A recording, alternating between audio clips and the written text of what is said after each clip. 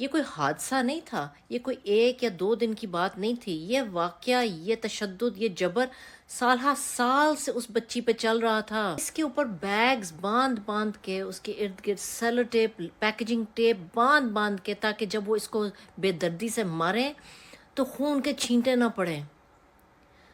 ان tapes پہ اس کے باپ کی انگلیوں کے نشان ہیں۔ وہ مارتا تھا پول کے ساتھ، بیٹ کے ساتھ۔ وہ مانتا ہے کہ میں نے اس کو مارا ہے، میں اس کے ساتھ زیادتی کرتا رہا ہوں، میں اچھا باپ نہیں ہوں۔ جب وہ فوت ہوئی ہے، اس کو کٹھے اٹھا کے انہوں نے باہر لے جا کے شیڈ میں اس کے بدن سے کپڑے کھینچے ہیں، اس کی نیپی اتاری ہے۔ 10 سال کی بچی نیپی میں کیوں تھی؟ اس وجہ سے کہ اس کو انسانوں کی طرح نہیں، جانوروں کی طرح ٹریٹ کیا جا رہا تھا۔ اس سے اب اپنے پیشاب پھور نہیں کنٹرول ہوتی تھی، اس کے گن سے یہ چڑھ رہے تھے، ان کو اور غصہ آ رہا تھا، اور درندگی نکل رہی تھی، اور جبر کر رہے تھے۔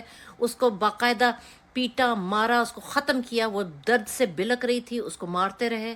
جب وہ فوت ہو گئی تو اس کو نکالا باہر، اس کو ہوس پائپ کے ساتھ دھو کے اندر لے کے آئے، اس کو کپڑے پہنائے اور شفاف ترین طریقے سے گھر کو صاف کر کے اس بچی کو واپس بیڈ پہ لٹا دیا۔ مذہب میں انٹرسٹڈ ہے، اس لیے وہ مذہب کو فالو کرنا چاہتی ہے، اس لیے اسکارف پہنتی ہے۔ تو جس کے برعکس جو نیبرس ہیں انہوں نے یہ بات کہی کہ بچی کے علاوہ گھر میں کوئی اسکارف نہیں پہنتا تھا، نہ ان کی بہنیں پہنتی تھی، نہ ہی ماں پہنتی تھی۔ تو اب اگلی بات جو کورٹ میں گواہان نے بتائی، انہوں نے یہ کہا جو عرفان شریف کی بچی کا باپ ہے وہ گھر سے باہر رہا کرتا تھا، کیونکہ وہ ٹیکسٹائل آیا کرتا تھا، اس لیے وہ گھر سے باہر رہتا زیادہ تر۔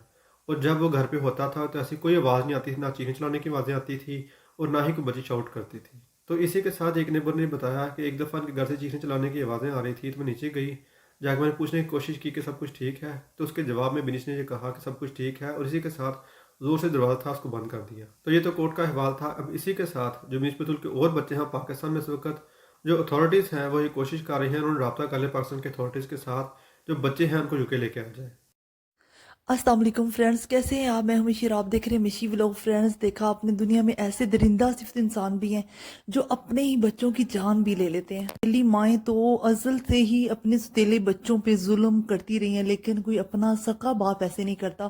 فرینڈز، مجھے سب سے زیادہ حیرت اس بات پہ ہوئی کہ یہ لوگ یوکے میں رہتے تھے، اور یوکے میں رہتے ہوئے انہوں نے اتنا بڑا ظلم کیا اور ان کو لگا کہ یہ لوگ بچ جائیں گے، لیکن اللہ تعالیٰ پھر ہر جرم کرنے والے کو اس کی سزا ضرور دیتا ہے، چاہے کسی کو پہلے مل جاتی کسی کو بعد میں، لیکن اسی دنیا میں اس کو سزا ضرور ملتی ہے۔ ان ظالموں کو اس اتنی پیاری بچی پہ ظلم کرتے ہوئے ذرا بھی خدا کا خوف نہیں ہے، لیکن اللہ تعالیٰ پھر ایسے لوگوں کی پکڑ لازمی کرتے ہیں۔ اوکے فرینڈ، ایسی مزید خبروں کے لیے میرے چینل کو آپ لائک، شیئر اور سبسکرائب کر دیجئے۔ اپنا بہت سا خیال رکھیے گا فرینڈز۔ کوشش کریں کہ اللہ تعالیٰ سے آپ جڑ جائیں اور نماز کبھی مت چھوڑیں، کیونکہ نماز ایک واحد ایسا کنیکشن ہے جو ہمیں اللہ سے جوڑتا ہے اور برائیوں سے بچاتا ہے۔ اوکے فرینڈ، اللہ حافظ۔